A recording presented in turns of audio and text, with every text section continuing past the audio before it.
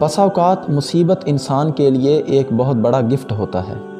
لوگوں کا ستانا، پریشان کرنا، ڈی گریڈ، ڈی ویلیو کرنا انسان کے لیے ایک بہت بڑا انعام ہوتا ہے۔ ایسی ہی ایک داستان صحیح بخاری کی حدیث نمبر 439 میں بیان کی گئی ہے۔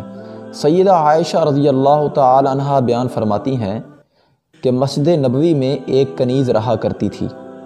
رسول اللہ صلی اللہ علیہ وسلم نے اس کے لیے مسجد میں ایک خیمہ نصب کروا رکھا تھا، کیونکہ مدینہ میں اس کا کوئی گھر-بار نہ تھا اور نہ ہی اس کا کوئی سرپرست تھا۔ کہتی ہیں وہ میرے گھر میں آ جایا کرتی، اور جب بھی وہ میرے پاس آتی تو اس کی زبان پر یہ الفاظ ہوتے: وَيَوْمُ الْوِشَاحِ مِن تَعَاجِيبِ رَبِّنَا أَلَا إِنَّهُ مِن بَلْدَةِ الْكُفْرِ أَنْجَانِي۔ اس کی ٹرانسلیشن کچھ یوں ہے: وہ کمر بند والا دن میرے رب کی قدرت کا عظیم کرشمہ ہے، ہاں اسی نے ہی مجھے ملک کفر سے نجات عطا کی ہے۔ سیدہ عائشہ رضی اللہ تعالیٰ عنہ کہتی ہیں، آخرکار میں نے ایک دن ان سے پوچھ ہی لیا کہ ماجرا کیا ہے؟ جب بھی آپ میرے پاس آتی ہیں آپ کی زبان پر یہ جملے ہوتے ہیں۔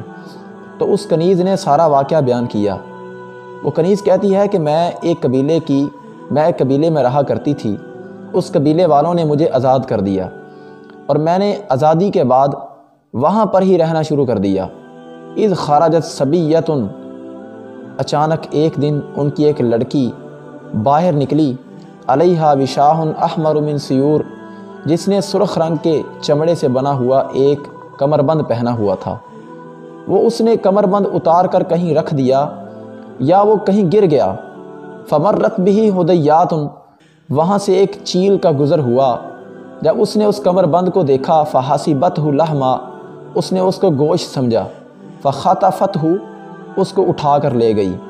اس قبیلے والوں نے اس کو بہت تلاش کیا، فلم یجدوہ، لیکن وہ اس کو تلاش نہ کر سکے۔ آخرکار اس قبیلے والوں نے اس کا الزام مجھ پر لگا دیا کہ میں نے وہ کمر بند چرایا ہے۔ انہوں نے میری تلاشی لی اور تلاشی لینے میں اخلاقیات کی تمام حدیں کراس کر گئے، مجھے برہنہ کر دیا۔ میری تلاشی لی لیکن مجھ سے کچھ نہ ملا۔ آخرکار ایسی ہی کیفیت تھی، وہاں پر ایک چیل آئی، اس نے وہ کمر بند پھینک دیا اور چلی گئی۔ میری بے گناہی ثابت ہو گئی۔ تو اس واقعے کے بعد میں اس قبیلے والوں سے دل برداشتہ ہو گئی اور میں نے اس قبیلے کو چھوڑنے کا پروگرام بنا لیا۔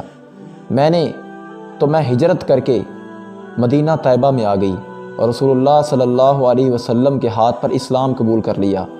اس واقعے سے ہمارے سامنے کئی ایک اسباق آتے ہیں۔ نمبر 1، بعض اوقات مصیبت انسان کے لیے ایک بہت بڑا تحفہ ہوتا ہے۔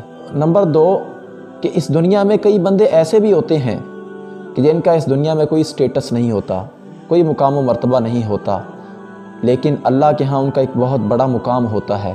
دنیا میں وہ گمنام ہوتے ہیں لیکن اللہ کے ہاں وہ نامور ہوتے ہیں۔ حدیث پاک میں آیا ہے، ان من عباد اللہ لو اقسم علی اللہ لابرہ، اللہ کے کچھ بندے ایسے بھی ہیں کہ اگر وہ اللہ پر قسم ڈال دیں اللہ ان کا کام حل کر دیتا ہے۔